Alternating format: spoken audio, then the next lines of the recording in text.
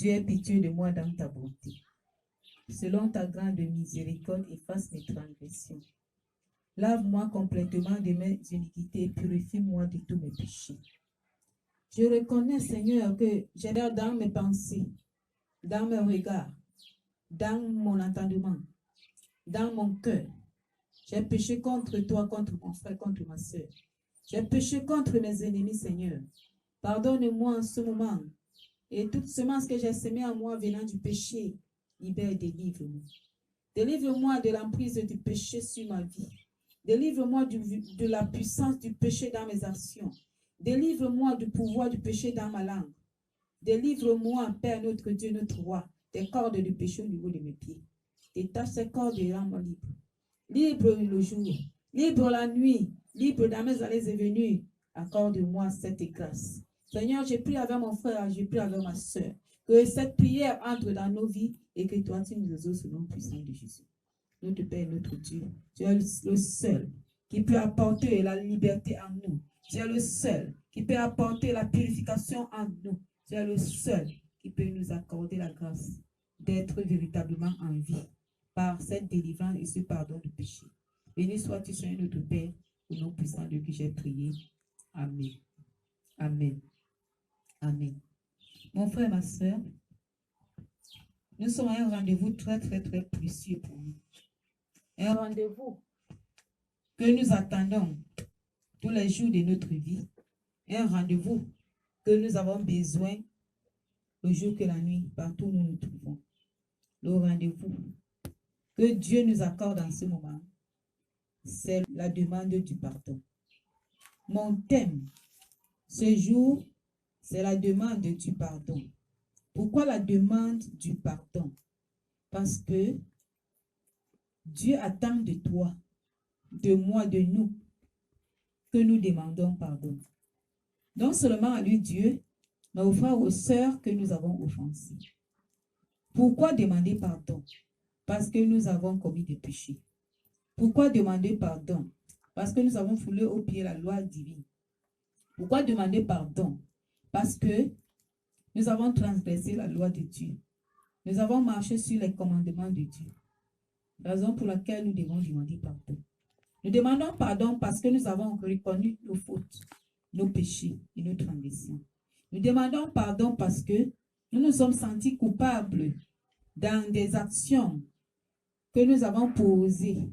Par moments, croyant que c'était les bonnes actions, mais nous ne trouvons pas la parole de Dieu que c'était les mauvaises actions. Les actions qui ont combattu, qui ont détruit la paix de Dieu, qui ont attaqué la paix des hommes. Nous demandons pardon parce que pendant que nous avons commis des péchés, nous avons porté des charges négatives. Nous nous déchargeons de cette charge maintenant, négative que nous avons portée au travers de la demande du pardon. La demande du pardon est nécessaire pour toi et moi parce que quand nous demandons pardon, nous brisons une alliance négative de la mort éternelle avec Satan, dans Satan et dans le royaume des ténèbres. Nous entrons dans l'alliance de la vie éternelle avec Jésus-Christ par l'acte qu'il a posé sur la croix ce jour-là, en portant tous tes péchés, mes péchés, et pendant qu'il les a portés, il nous a déchargés. Alors cette alliance est tellement puissante, tellement forte. C'est une alliance première de toutes les alliances qui peuvent exister dans le monde. L'alliance que Jésus nous a accordée grâce, il nous a donné librement. Nous demandons pardon parce que nous voulons garder la paix dans notre cœur, la joie. Nous voulons garder la paix avec Dieu, avec la joie de Dieu. Nous voulons vivre cette joie. Nous demandons pardon parce que nous voulons nous réconcilier avec nous-mêmes, avec Dieu, avec le frère, la sœur que nous avons offensés. Nous demandons pardon parce que nous voulons garder de bonnes relations avec Dieu, avec nous-mêmes, avec les prochains. Nous demandons pardon parce que nous voulons continuer librement notre chemin. Nous voulons continuer avec la gloire de Dieu. C'est la raison pour laquelle nous demandons pardon. Mais il peut arriver cette fois-ci que tu demandes pardon et la personne que tu as demandé pardon ne te pardonne pas. Il peut arriver cette fois-ci que la personne ne t'a pas pardonné. Tu vas te poser la question, mais comment la personne ne m'a pas pardonné? Il y a des signes qui confirment que la personne ne t'a pas pardonné. Il y a des actions, des paroles, des gestes qui confirment que la personne ne t'a pas pardonné. Quand on pardonne du fond du cœur et des actions. Tu ne peux pas pardonner un enfant. Oui, Dieu peut châtier, c'est pas exclu. Mais un châtiment d'amour se confirme et se montre, se démontre avec amour et animé de l'amour. Mais un châtiment de méchanceté montre et apparaît avec la discussion. Alors, il y a des pardons. Par moment que tu peux demander à quelqu'un, il ne te pardonne pas. Il accompagne avec les mauvaises paroles, avec la méchanceté, avec les attaques, avec les jugements, avec les condamnations. De telles personnes que tu as demandé pardon, il accompagne tout cela, comprend qu'il ne t'a pas pardonné. Mais ce n'est pas ton problème là-bas. Ton problème qui a trouvé la solution, c'est de demander pardon. Quand tu demandes pardon, tu as trouvé ta solution. Toi, tu n'as plus de problème, tu as la solution entre les mains. C'est la personne qui ne t'a pas pardonné qui reste avec le problème.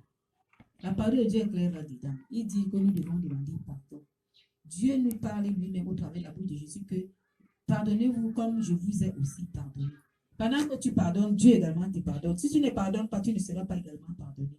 Et si tu demandes pardon à quelqu'un, il ne t'a pas pardonné, c'est son problème là-bas. Ça regarde que lui. Nous allons nous diriger dans Luc chapitre 7, à partir du verset 1.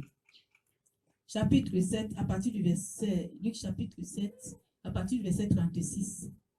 Nous allons lire. Un pharisien prit Jésus de manger avec lui. Jésus entra dans la maison du pharisien et se mit à table. Et voici une femme pécheresse qui se trouvait dans la ville, ayant su Jésus était à table dans la maison du pharisien, apporta un vase d'albâtre plein de parfums et se tint derrière aux pieds de Jésus. Elle pleurait et bientôt elle les mouillait de ses larmes, puis les essuya avec ses cheveux, les baisa et les oignit de parfum. Gloire à Dieu. Cette femme pécheresse était une femme qui avait commis des péchés contre Dieu et contre les hommes. C'était une femme qui était prostituée. C'était une femme qui était méchante.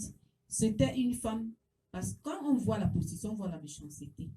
Toutes les prostituées sont méchantes ou méchantes. Une prostituée est une rivale. Elle fait la rivalité. C'est-à-dire, elle a beaucoup de péchés en elle. Avec le mari de monsieur qu'elle a arraché la femme. La rivalité. La jalousie vit dans la prostitution. La jalousie.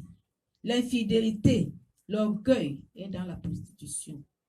La prostitution, la haine est dans la prostitution. Dieu du moi est là-dedans. Il gouverne et règne. Là-dedans. Le jugement est dans la prostitution. C'est-à-dire, une prostituée est celui qui juge. Comme elle n'a pas pu bien garder son mari, alors moi j'arrache. Je dois mettre tous les éléments nécessaires pour conquérir cette femme. On pêche contre les hommes, on pêche contre Dieu. On juge même Dieu, on condamne Dieu que Dieu a formé cet homme laid, cette femme laide. Alors dans la position, on voit tous les péchés dedans. L'immoralité est là-dedans. La haine et tous les péchés, on voit là-dedans dans la prostitution. Tout prostitué porte tous ces démons. Et quand il arrive au monde des ténèbres d'entrer dans sa vie, alors là, on ne pourra pas compter les démons qui sont en elle ou en lui, la prostitution. Cette femme qui suivait Jésus partout, qui est entrée dans la maison du pharisien parce qu'elle voulait se décharger de ses péchés. Elle voulait se délier de ses péchés. Elle voulait se séparer de ses péchés. Elle était une femme que personne ne pouvait aimer. Quand tu es une prostituée, tu as des ennemis, beaucoup d'ennemis. Rares sont les cas pour voir des amis avec toi, c'est-à-dire des hommes normaux qui ne sont pas dans ta famille, dans ta lignée, dans ton rang de prostitution, ne pourront pas toujours t'aimer. Une prostituée est celle qui a beaucoup d'ennemis. Donc, c'est ça. Ici, là, cette femme avait les ennemis partout, même les pharisiens étaient ses ennemis. Les scribes étaient ses ennemis. Beaucoup de personnes, même les hommes simples, étaient les ennemis de cette femme. Elle était entrée dans la maison de son ennemi ici. Ces pharisiens étaient l'ennemi de cette femme-là. Et tous les pharisiens qui étaient. Parce qu'elle voulait rencontrer Jésus. Son but était quoi? De demander pardon. Elle avait un but à atteindre. Demander pardon. Avant de demander pardon, elle n'a pas réfléchi que quand je vais aller demander pardon, on va me rejeter, on va me chasser de la maison. Non.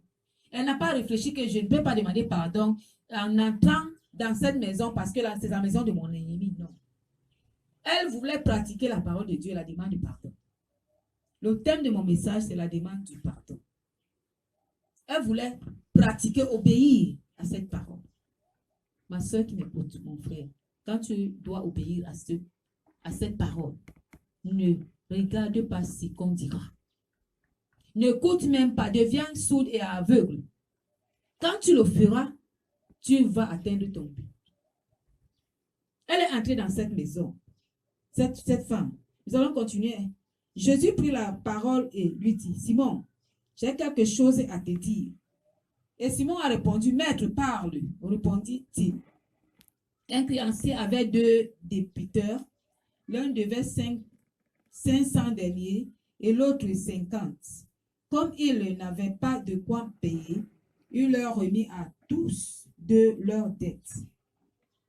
Il y a un homme qui avait son argent entre 2 personnes et personne n'avait rien à payer. La Bible dit qu'il a remis les dettes. Lequel l'aimera le plus? Simon répondit, c'est lui, je pense, auquel il a le plus remis. Jésus lui dit, tu as bien jugé. Il y avait 2 personnes qui avaient la dette, mais il y a un qui a remis beaucoup. L'autre a remis petit. Quand tu commets un péché, c'est une dette que tu as créée dans ta vie. C'est une dette que tu as créée dans ton cœur. C'est une dette que tu as créée dans ton destin.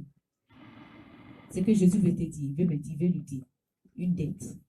Et quand tu prends une dette, tu as occupé une place d'un bonheur dans ta vie. Tu as occupé une place d'une bénédiction dans ta vie. Quand tu commets un péché, le péché vient se positionner dans ta vie. Occupe la place d'un bonheur dans ta vie. Pour que le bonheur revienne, il faut que le péché parte.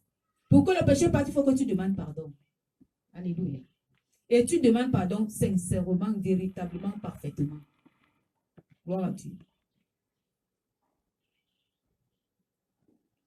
Puis se tournant vers la femme, il dit à Simon, vois-tu cette femme?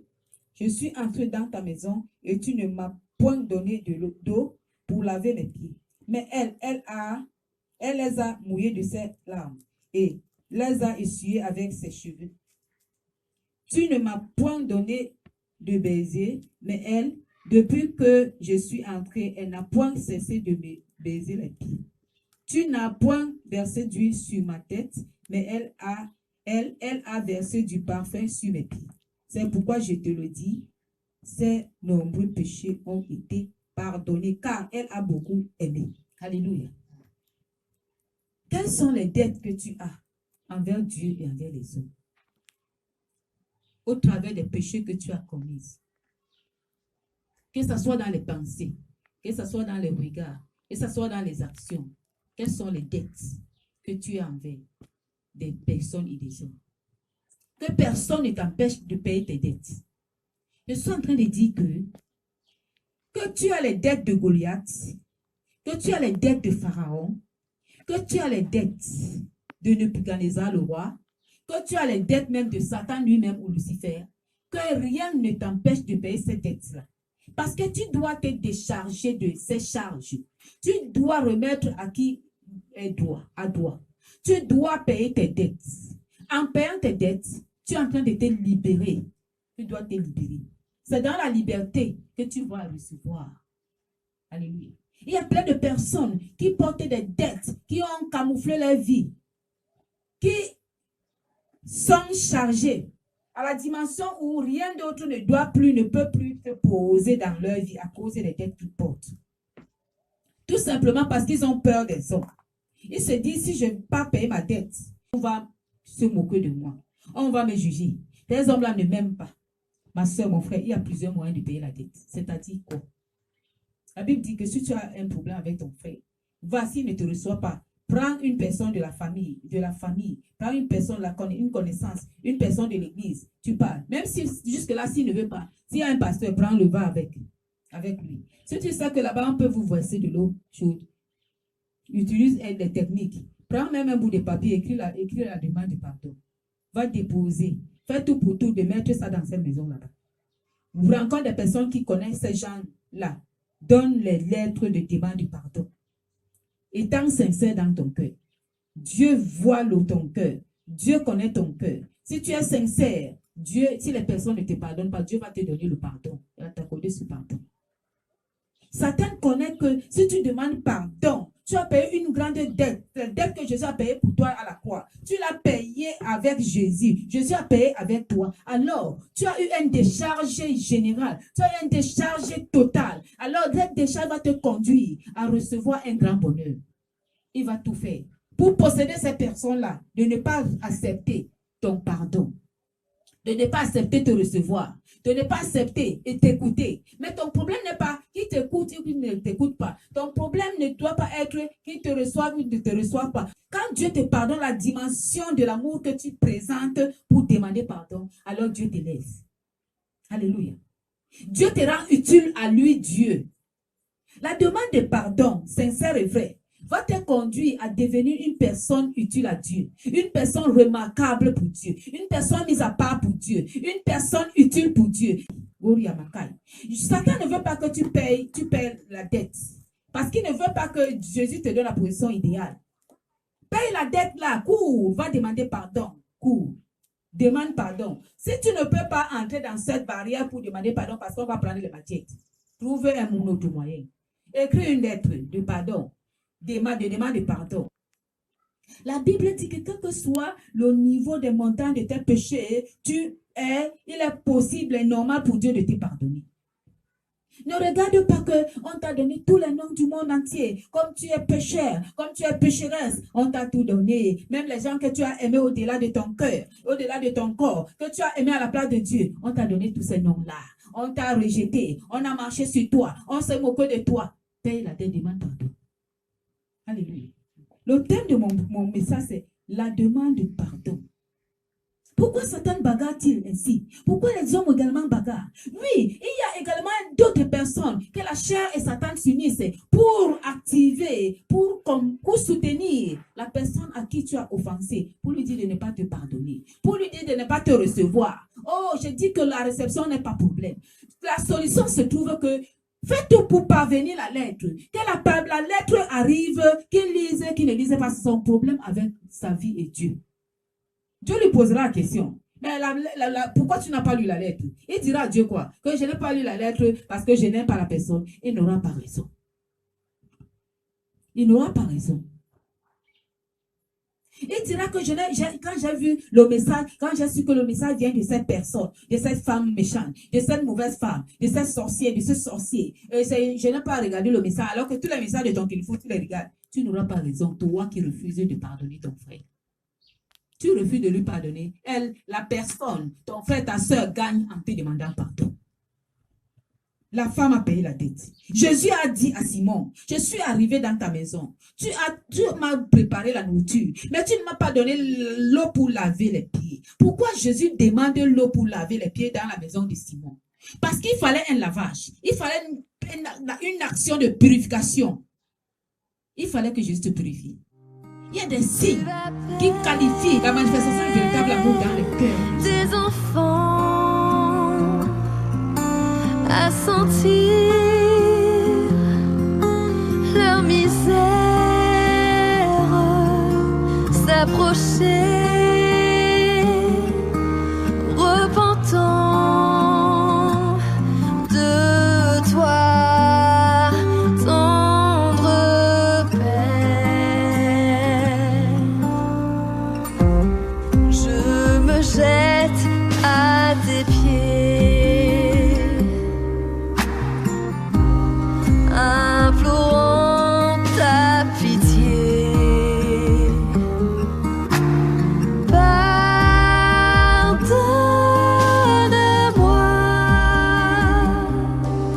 Bonjour. Si cette vidéo vous a édifié, pour continuer à recevoir une notification de la page Ministère Inter Fondation Lumière, n'hésite pas de cliquer sur la cloche qui est juste en bas de l'écran pour t'abonner, like et partage afin que l'évangile de l'Éternel continue à être dispensé pour le rachat des âmes.